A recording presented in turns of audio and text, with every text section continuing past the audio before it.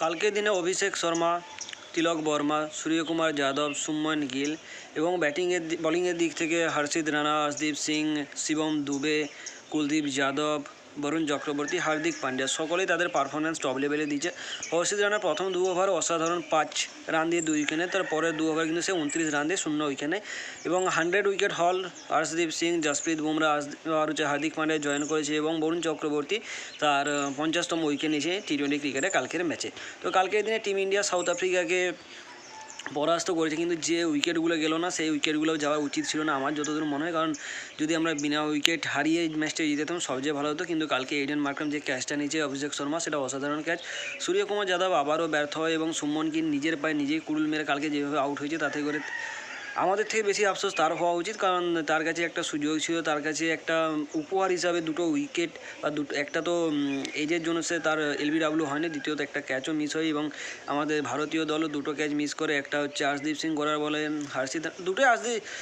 দুটোই শিবম দুবের করা বল, একটা অর্শদীপ সিং মিস করে এবং একটা হর্ষিত রানা মিস করে। যাই হোক, এবং কালকের দিনে অভিষেক শর্মা যে 6টা মেরেছিল আমার তো স্পেশালি দেখে বিশাল মজা এসেছিলো। এবং কালকে আমার কতকটা মার্কো ইয়ানসনকে যেভাবে আউট করেছে বরুণ চক্রবর্তী, তো আমার সেটা দেখে হঠাৎ করে টি20 ওয়ার্ল্ড কাপের কথা মনে চলে এলো, যেখানে মানে ডিফেন্স করতে গিয়ে মার্কো ইয়ানসন আউট হয়েছিল। আমার সেই সিনটা পুরো চোখের সামনে ভেসে ভেসে চলে গেলো যে এরকম একটা সিন আমি দেখেছি।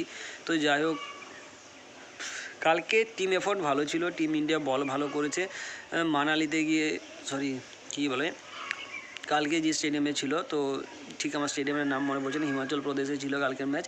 কালকের ম্যাচটা দেখে মজা এসেছে, কারণ আমাদের দল জিতেছে, এটা আমাদের সবচেয়ে বড় প্রাপ্তি। এবং সাউথ আফ্রিকার বিশেষ করে যেভাবে উইকেট গিয়েছে কুইন্টেন ডিককের, এলবিডব্লিউ, রিচা হেনড্রিক্স এবং কালকে বোল্ডগুলো বিশেষ করে শেষের দিকে কুলদীপ যাদব পরপর যেভাবে 2টো উইকেট নেয়, তার কলমটা খালিই যাচ্ছিলো। তারপর বরুণ চক্রবর্তী 2টো উইকেট বা অসাধারণ। কালকে টিম ইন্ডিয়ার কোনো দিক থেকে কোনো খারাপ কিছু ছিল না, মাইনাস পয়েন্ট ছিল বলতে ওই 2টো ক্যাচ মিস, নইলে ম্যাচটা আরও আগেই শেষ হয়ে যেত। এবং এইডেন মার্ক্রাম 2 বছর পর টি20 ক্রিকেটে হাফ সেঞ্চুরি করে এবং তার ক্যাপ্টেন্সিতে প্রথমবার।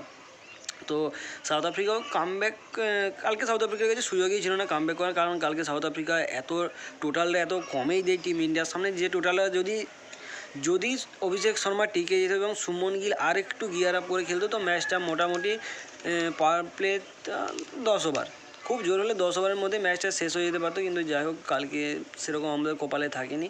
কালকে আমরা বোলিংটাই যেভাবে এনজয় করেছি, তাতে করে ব্যাটিংটা যদি কাছাকাছিও পৌঁছতো 15-16 ওভার, কেন 18 ওভারে যে ম্যাচ জিততাম, তো আমাদের আফসোস ছিল না।